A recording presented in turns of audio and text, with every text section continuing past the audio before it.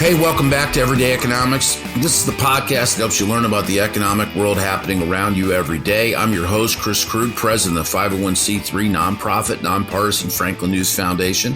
Everyday Economics is a production of America's Talking Network. You can subscribe to all of our podcasts at americastalking.com. To support Everyday Economics, and we're getting to the end of 2023, it's a great time to make a financial commitment. Please make your tax-deductible charitable contribution by clicking the link in the show description. We are recording this episode on Friday, December 15th. And joining me, as always, my partner, my friend, Dr. Orphe Divounguy, PhD economist. Dr. O, one of the things that I like best about you and the way that you do what you do is that you're an extremely sincere and earnest person in the field in which you practice. I do not wish to cast all economists in the same light. However, I will say this. Not every economist takes stock in what they've gotten wrong and what they called out and go back and say, and and I think frankly, it's, I rant about like sort of this pop-up culture of YouTube economists, people that, in particular, I mean, of course you care deeply about the housing industry, but there are people, the charlatans of doom and the prophets of gloom. Yes. And thank you for bringing that into parlance. That's good stuff right there. But one thing that you do that I don't think a lot of economists do and should, and I believe in this because it's journalistic practice, right? I mean, if you want to, when you want to be in the media, when you get it right, you get it right. When you get it wrong, you have to say, hey, you know what, we got this wrong, whether it's a process issue, whether it's a sourcing issue, whether it's a whatever issue, you have to say, look, we didn't do this quite right. And we apologize. But I want to talk about the things in 2023 that you and I had talked about on this show, on Everyday Economics, that in reflection didn't get it quite right. And I'll take my responsibility for, my goodness, I make a gaffe. I make a gaffe in every episode. But but I'm not the economist and you are. Don't worry. So you tell me. Exactly. I was texting you last night and I was like, you know what? It's down to man up. When you learn something new, when you make a mistake and when you get it wrong, it's okay to admit that you got it wrong and you learn, right? And I think we finished 2022 thinking like many that the U.S. economy was potentially going to slow down from record increases in the Fed policy rate, from the Fed's balance sheet shrinking very rapidly, that policy was tightening at a record pace, and that was going to cool the U.S. economy and potentially bring us into a recession by the end of 2023. It was the Bloomberg dubbed it the most anticipated recession ever, because almost every economist was convinced, including myself. I probably was not one of those people claiming we were going to have a massive crash. I never believed we would have a massive crash, but I was on record talking about a potential mild recession in 2023. And I got that wrong. In fairness, and I'm not bailing you out here, I think you were less wrong than a lot of people were. But let's start. So yeah, okay.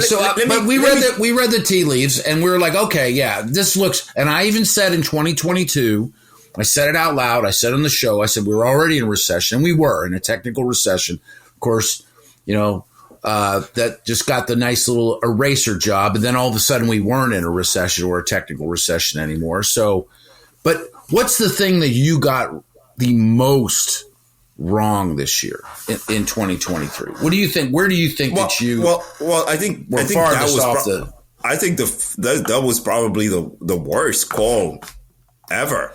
I almost got it right to some extent, where basically we had this financial crisis that emerged, the banking crisis that emerged. Yes. Towards the start of the year. Yes. They are falling like flies.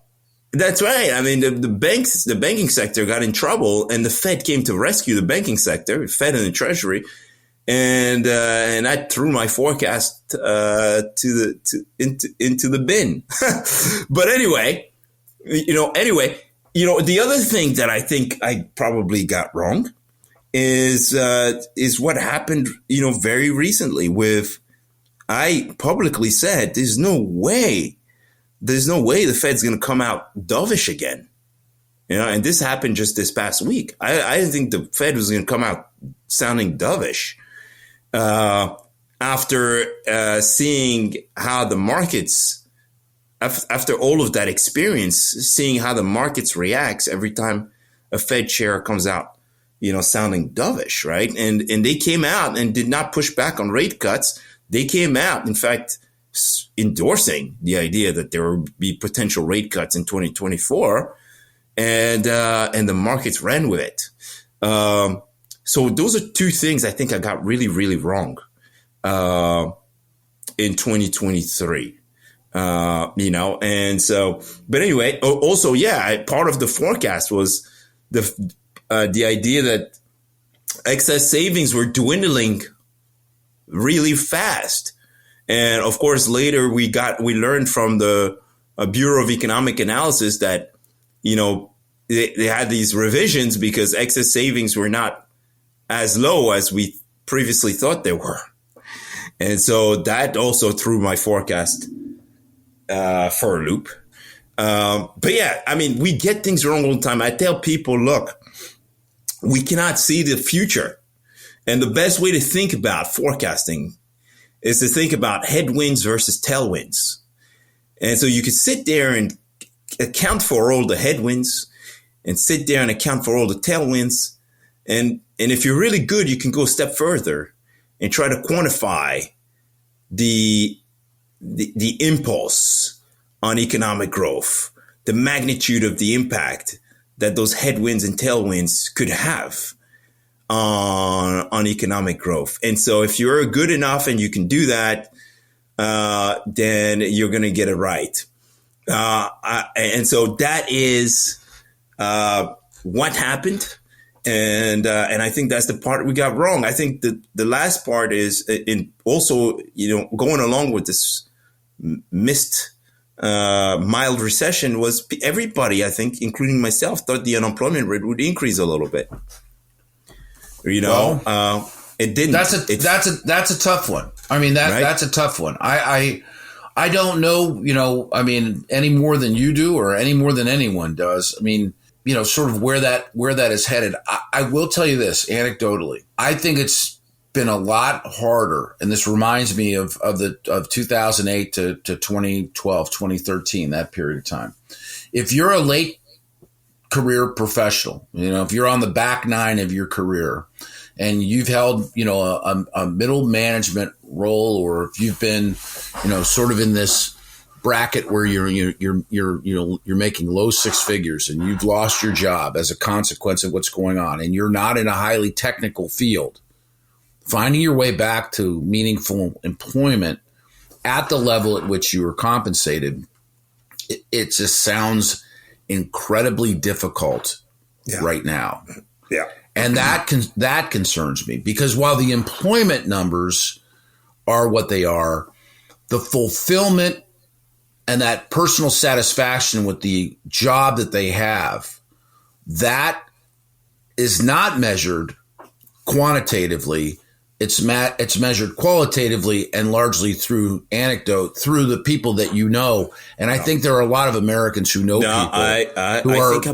I agree. I might agree, because I think a lot of people are having to switch industries. Yes. Right. I have a lot of neighbors who are in tech who have to switch to maybe the government sector, because the government sector is one of the few only sectors that's still hiring. In the last quarter of measurement, in terms of the job reports, 1/3 of the jobs that were added were government jobs, local, state, and federal. Government healthcare jobs. And so a lot of You've seen people switching industries to stay employed, and that has to have an impact.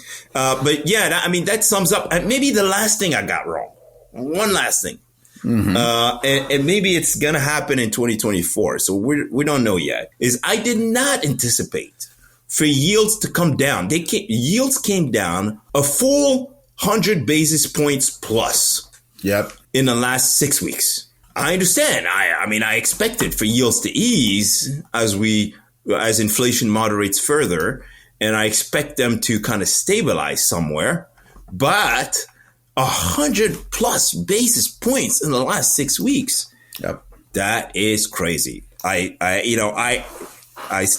still thinking the market's kind of like running too far. Right. And that it could come back to bite a little bit. But for now, it's a windfall for everybody. And so Merry Christmas, Happy Holidays. And that's it for my goofs. For Orphe Divounguy, this has been Chris Krug. Subscribe to Everyday Economics and dozens of other quality podcasts at americastalking.com. Are you tired of news that puts politics over people?